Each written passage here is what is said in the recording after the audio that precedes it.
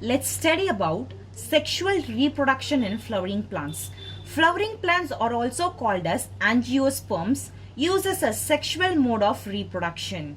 Reproduction in plants mainly revolves around the flowers, which has both male and female gametes. All the parts of the flowers aid in the process of reproduction, although some of them are sterile.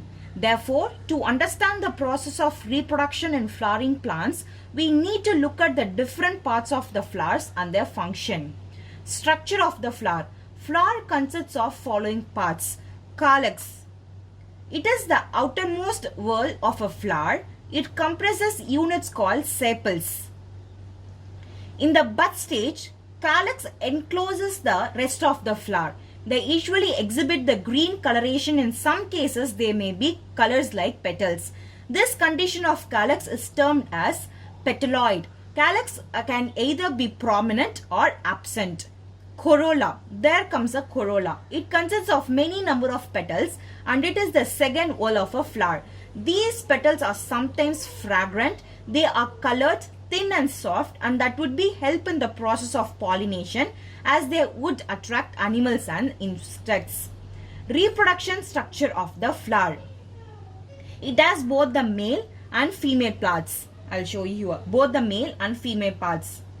It comprises of male and female parts. The male part is composed of anther and a filament. You can see the tiny yellow color. It is a four-lobed sac-like structure responsible for pollen formation. Filament is a thread-like structure. Underneath the anther, there is a thread-like structure or attached to the anther, and they keep the anther in place. The pollen sac contains the pollen grain. Here it has the pollen sac. It contains the pollen grain.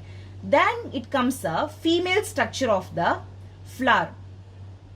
The female structure of the plant is called as carpel, also called as pistil. Each pistil has three parts. Ovary. This is ovary.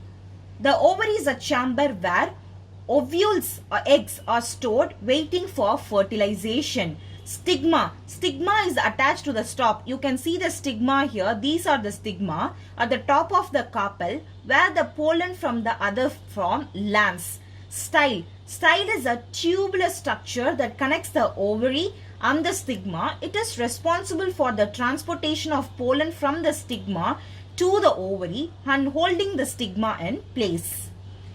For the reproduction of the plants, we need two processes to undergo: pollination and fertilization. First, we look at the pollination. Pollination is an ecological process carried out all the flower plants.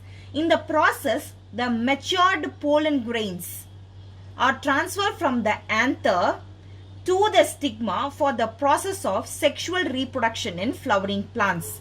There are two types of pollination: self-pollination, cross-pollination. In self-pollination, this process occurs when the pollen grains from the anther is deposited to the stigma of the same flower or another flower of the same plant.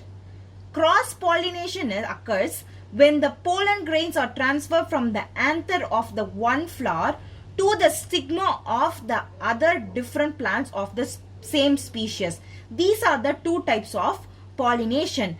Then the reproduction process goes to a fertilization. After pollination, the pollens are transferred to the ovary through the pollen tube. Here I have dissected the pollen tube. Under the style, there is a pollen tube, tiny thing called pollen tube. After reaching the ovary, here is the ovary, one of the male gametes meets the ovule or the female gametes and the other joins with the polar nuclei.